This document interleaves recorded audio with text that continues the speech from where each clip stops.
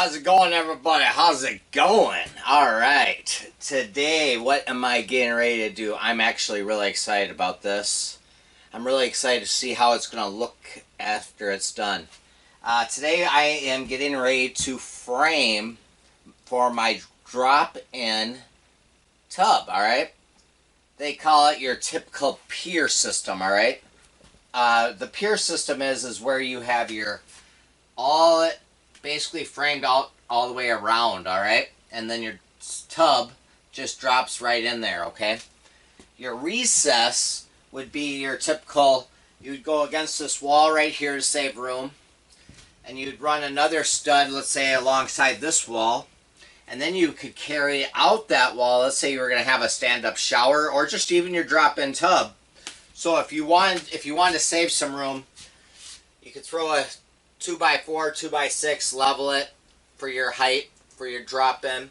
Go the same route this way, build a wall this way, and then you could just drop that tub in. But I want a little bit of space on each side. I don't want to take away from the room. So I'm building a pier system, alright? A typical pier system. Now this video is probably going to be longer than some. I'm going to try to edit it the best I can, stop it as I go. If I see any pointers as I frame, I will at the end of the video show you all the tools I used the best I can and go from there. But yeah, that is what the beast is going to be doing. He's framing in a drop-in tub. And the tub that I'm getting personally from Home Depot, alright, is an American standard, yada yada yada. The brand doesn't really matter, the size matters to me. The size is going to be a 36 by 6 feet. So 72 inch by 36 inches, alright? 3 feet by 6 feet, or whatever you want to say. So 36 by 72, drop-in tub. Very big, very nice, comfortable for anybody. Not just short people, but tall people also. And deep. That's what I want, is a nice deep tub. If I'm going to use a bathtub, I want a nice deep tub. So let's get started.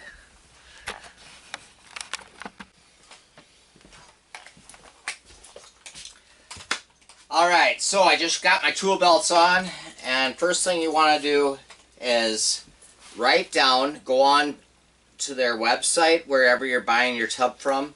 Go look, if you already own it, look at the owner's manual and the specs and everything else, so that way you don't screw yourself up, alright? Now, I know that this tub for a drop-in tub, like I said, is 6 feet by 72. Now, that's not the actual size of the tub, okay? I have to have, the tub is that big, but the inside opening, alright? I'm going to frame out my pier, but my drop-in cutout, alright, as you see what I'm talking about as we do this, is going to be a different dimension, alright? It's going to be like 70.5 by 34.5. So that way, when it sits inside, there's overhang. Now make sure that when your tub, okay, is not going to be supported by that little lip of overhang, alright? That's not a good thing. But we'll talk about that when we actually install the tub. So now all I have to do is lay it out. I have to decide, and just like you, the inside dimension has to be that has to be, alright? You can use 2x4s, you can use 2x6s, you could have a 2x4 wall on the inside, or on the outside you could have a 2x6 wall on the inside and a 2x4 wall on the outside. You could go 2x8. It depends on your preference, how much room you have, space, everything else. So what I'm going to do is I'm going to be using 2x6s, alright? I know that as long as when I get it all laid out, because I'm going to cut it, lay it out, and see what it looks like for the room size, and then after that we'll go from there. But since I think I'm going to be using 2x6s, which are, your 2x6s are 5.5 inches wide on each one, alright? I would have, if I wanted an inside dimension of 70.5, I would have to add that 5.5 on one side, 5.5 on the other side, correct? For my first layout pieces. So you add that 70.5 by 11. You got 81, right? And a half. Now I like 81.5 if you add, both sides of the 2x6. Now I like to have a little bit of play. I do not care. Every tub, anything you buy is always going to be off sometimes by a little bit, one way or the other. So I'm going to add a 1/4 inch of play on each side, just to give myself a little extra space and play room.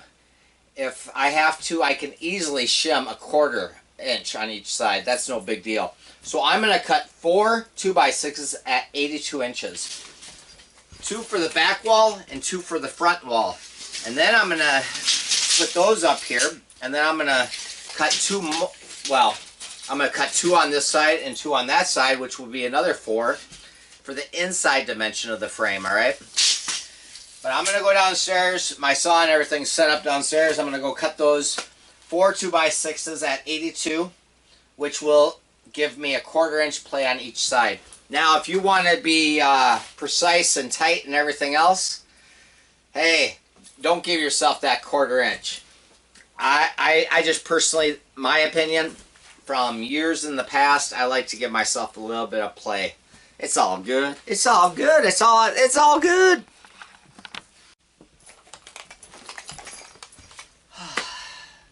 All right. Now I have my 4 boards cut, right? I just brought them in here. I laid them down. I looked at which ones had a little bit of a crown in them. Every board is going to have a little bit of a crown. Sometimes they're going to be perfectly straight. Sometimes they're not. I like to put my crowns, of course, on the bottom. And I want to make sure that the crown is not going, if I have a crown on a board, it's not going to interfere with when the tub goes in. So I'm going to have any crowns facing towards the exterior wall, if I had any crowns for that. Or for this side, same concept. So that way when it goes down, it'll be nice and square and perfectly flush. Now, only downside is, see, I'm doing this as I'm recording, alright?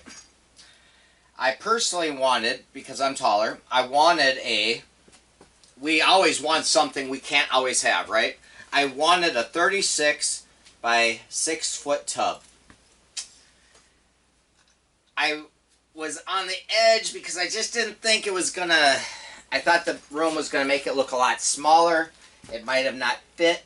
And I also have to think about, I'm young now, not young, I'm in my almost 50. But let's just say, for example, I end up needing a walker or a wheelchair as I age. I want to have a little bit longer, bigger clearance between my shower and my drop-in tub and my toilet area. And I also, by this window, wanted a little bench seat. Alright? Yes, I could sit on the edge of the tub, but then I could take a chance of falling in, right? I wanted a little bench seat. Now, since I'm going to have to, I want more room, I have to downsize the tub size. I was not going to go common, I was going to go big. Your common bathtubs, if you didn't know, are 32 by 5 feet. I was trying to exceed that. So, but I'm still wanting the 2x6 wall sides, alright? For armrest and everything else. So I'm going to slim this down. I'm not going to waste this lumber. I'm going to slim this down so my inside opening will end up being, technically it's, if you want it to be super tight and snug and everything, 30.5 is your inside by 58.5. I'm going to make my inside 31 by 59. Now I already cut this for a longer, right? I'm thinking either I'm going to have this side so I don't waste the lumber, because I'm going to have a vanity over by where the camera is. I'm going to see how it plays out. I might have a bigger ledge over on this side, or since this wall, this is going to be a little bit of a knee wall right here, I might make that more of a knee wall on one side and recess for my sitting area more on this side. Let's see how it plays out. So I'm going to bring this in, because the reason why too is this wall right here. We're talking 37, 38 inches before your tile and your sheetrock and everything else. So that's just not, I don't like that. It's just not going to be tight enough. So I already made marks at 31 for my inside. So I'm going to slide that over. That's a nice thing about when you're doing your own framing and your whole remodel and everything, you can see how it plays out. Now let's just say you were paying a contractor.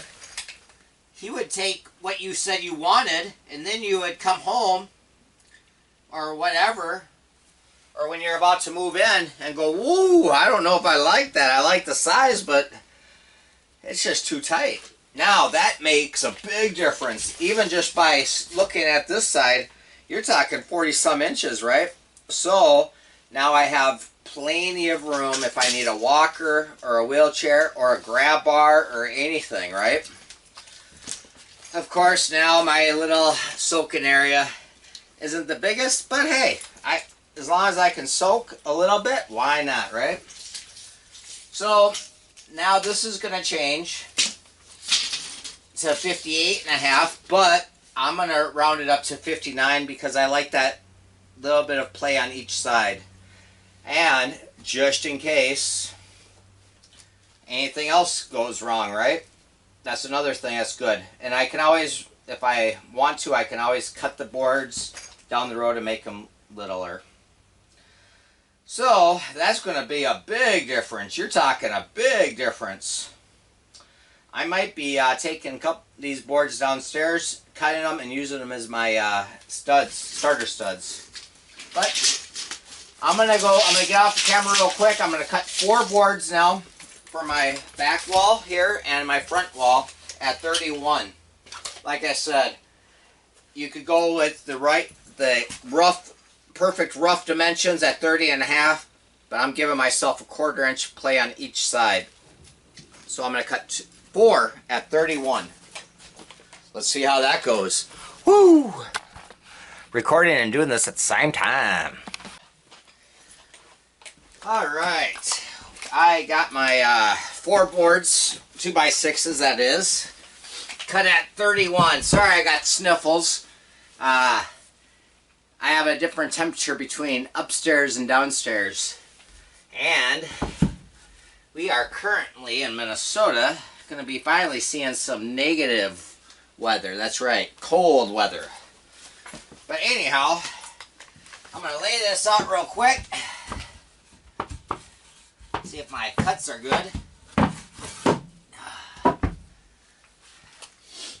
Oh, yeah, I got sniffles.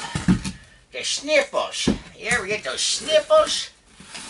Nice thing about laying everything out is you can see what it's going to look like, or at least hope so. Now, of course, that was for the prior size, right?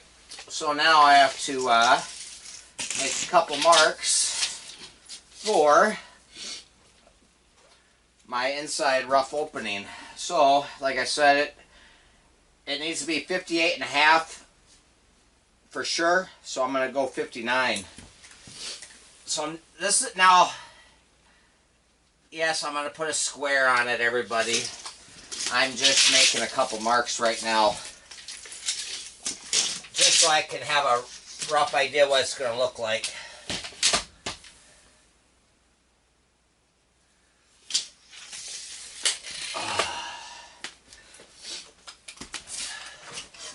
Just a rough idea. Because when I start to screw it down and nail it down, that's when it's really going to matter. Let's hope that side meets up, right? And then we know that we're working with a good wall. But it's an old house, so most likely it's not going to be perfect.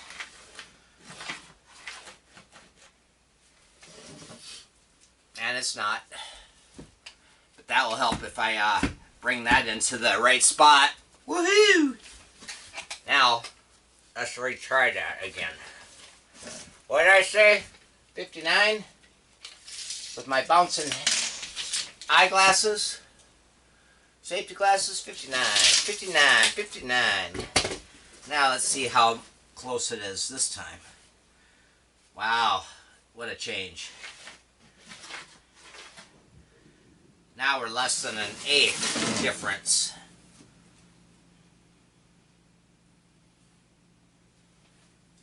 Because the exterior wall, of course, is not going to always be perfect. I don't care if the house is new. This ain't a new house at all. And this is just so I can get a rough idea of what it's going to look like and how much room I'm going to have.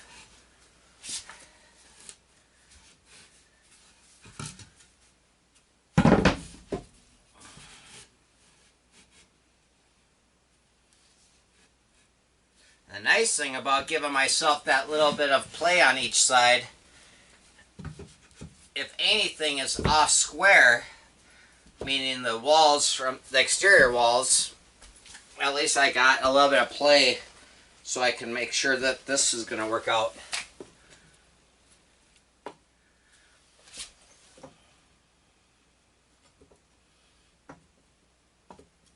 I like to just to see what it's going to look like prior to nailing and screwing and everything down while you look at my back end. Woo! Just playing. So let's see what this is going to look like. Maybe, since I'm customizing this myself, maybe I'll have a bigger ledge over there. That'd be sort of nice, actually. That would go uniform. More uniform with if I do have a built-in chair system over there. That would actually be really nice. And I would have a foot to play with extra.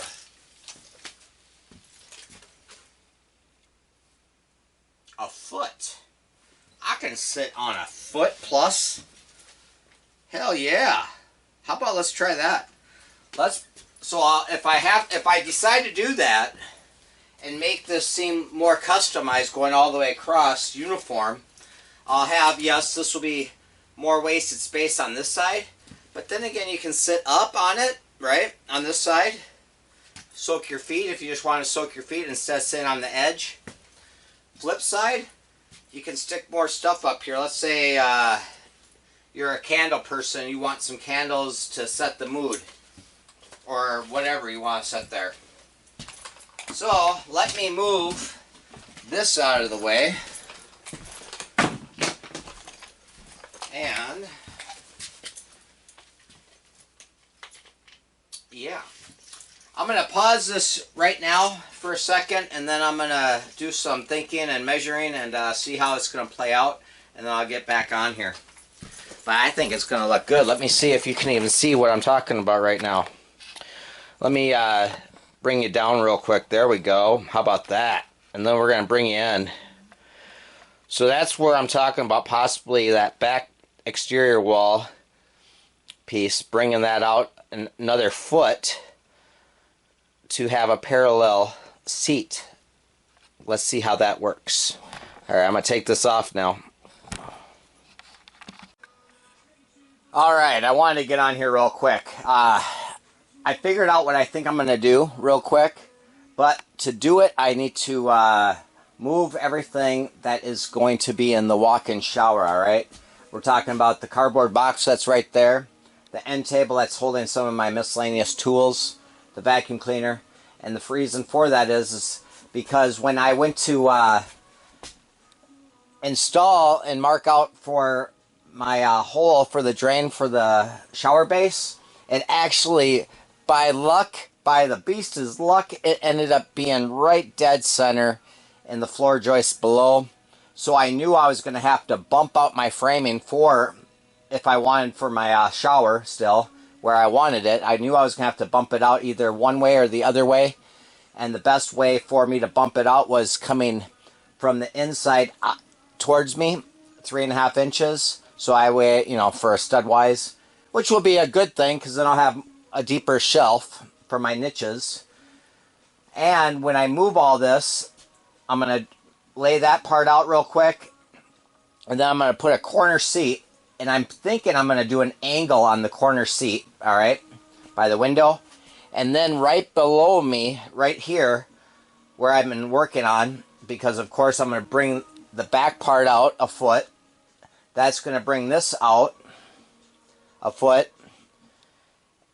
And I'm going to see how everything plays out first. But before I get anything and do anything more on here, I'm going to move everything, and then I'll be right back. So you won't even see that, except I'm going to move it all. Woo!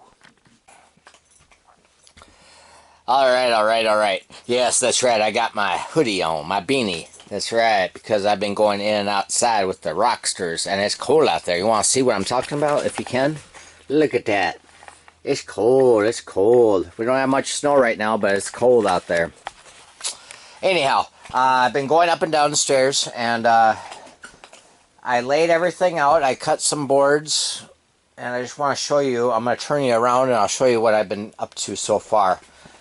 Because making all these cuts, running up and down, and trying to turn on the camera and turn it off just didn't make any sense. So I'll just show you real quick.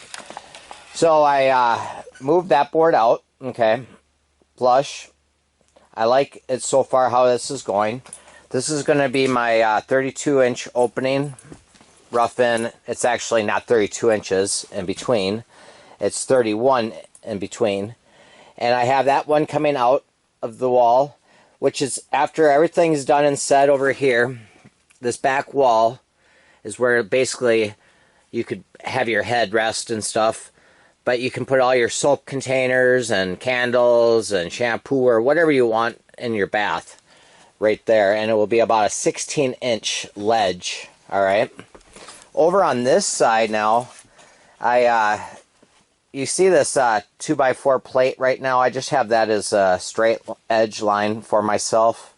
Because what I was talking about is my shower drain. The hole where the red line is where I wanted it. But my floor joist was right there, believe it or not. Right at the very end of it. Sucks. So I cut a bigger hole. And the only reason I cut a bigger hole, everybody's going to have their doubts on a bigger hole or not, a smaller hole, whatever. I have a bigger hole just so I can get my P-trap, everything perfect, and I have a little bit of playroom. But it's not that much bigger than a typical hole. But anyhow, so I moved that over 3.5. So I'm gonna have to fur this wall out 3.5, which is no big deal. That's why that floor plate's there as a guide mark for me to bump off of. Same as that one back there. But anyhow, back to this area. I got my seat all ready. I like it. I basically cut a 45 over at the back wall. Of course, I gotta do blocking and framing and lift it all up. 45 there. Need it or not, I put two plates there. I could have just ran a plate across this wall to hold the back seat up, but I figured, what the heck, make it strong and sturdy. So 45 there. And to meet these two nice corners, those are just your typical 22.5 degree corner to slide back over. So yeah, so now I can see my layout of how it's going to be. My faucets will be over here. All right. My drain for the tub will be right down here at this mark. I haven't laid it out yet. It's just splitting the difference, and then I'm going to cut a floor hole for it.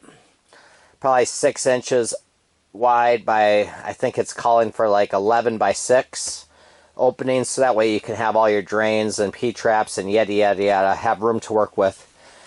And then the reason why I want my water and everything over here is so that way I can have an access panel on this side.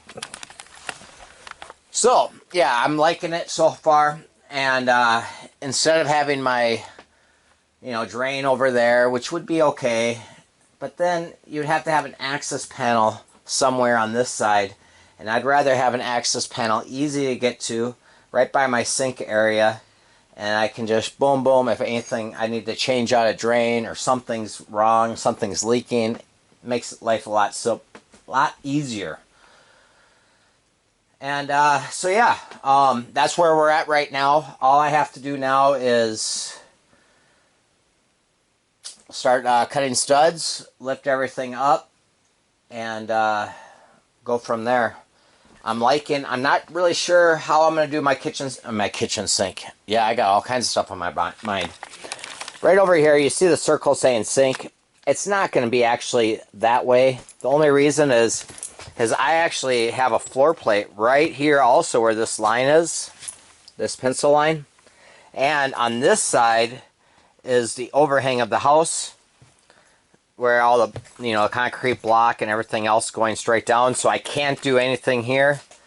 That, or I'd have a drain up in the air somewhere coming through a hole instead. I want it to come through a 2x4 or 2x6. So I'm going to have my sink on this side.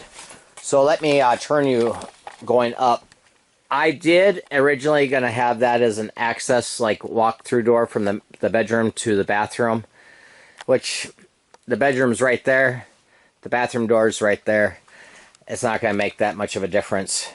So I'm going to put a nice 48-inch vanity right there where that little floor rug is towards the wall. 48-inch vanity and a nice giant mirror. So that way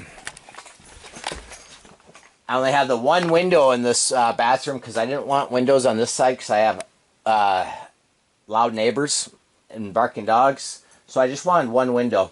So I figured if I have that window, right, with that window facing towards a nice big mirror, it's going to brighten up the room with that natural light and make the room feel bigger with that, I think. So we'll see how it plays out. The only thing else I have to do now, I like how I wanted everything laid out so I could see how it was going to look. I'm going to end this video pretty much now, and then I'm going to make a part B and a part C when I actually start to do the framing, the rest of the framing, drop in the tub, do all the tile work, yada yada yada. So that way it's not a long dragged out video.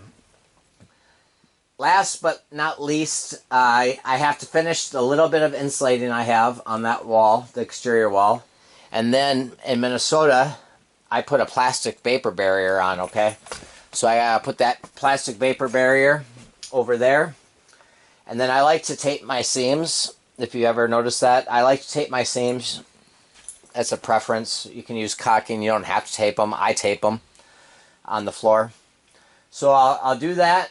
And if you're wondering what that silver stuff is around the window, that's just extra protection. I like to go extreme when I can.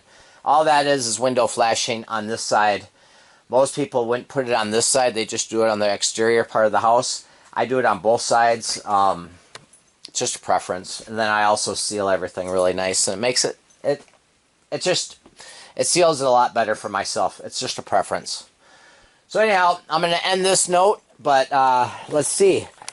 I like how it looks. I really do. So, and I wanted to lay it all out before I started nailing and screwing and everything else to see how it was to look.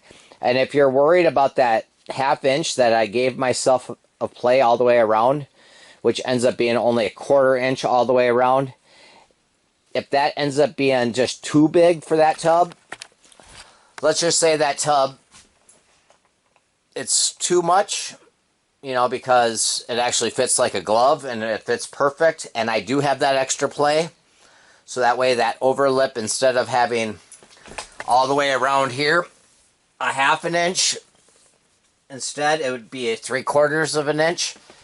If that ends up being perfect and it fits like a glove, all I'll do is grab some OSB sheathing and nail it to one side of the inside. So that way it's just stronger, because this is 7/16, almost a ½ inch. So that would make up for that play. But anyhow, thank you for watching, and get ready for the next video coming. It will be the framing. This is basically the layout of the rough-in of the tub. Basically, this is what I would call the layout. And that's what I did. I just laid it all out to make it go. And now I can see what it's going to look like, and I really like it. I wanted the bigger tub, but hey, this gives me more room in this bathroom, more walking room, and long story short, I'll still be happy with the size of the tub. And hey, the bigger tub was almost $1,000 just for the tub, not the drain and all the parts, just the tub. And the smaller tub is around 7 something. So I get to save like $300 by going from a bigger one to the smaller common one. It's just what it is. Anyhow, everybody, thank you again for watching. If you have not hit the subscribe button, please do. It helps me stay motivated. And I look forward to bringing you a new video next time when we get to this part.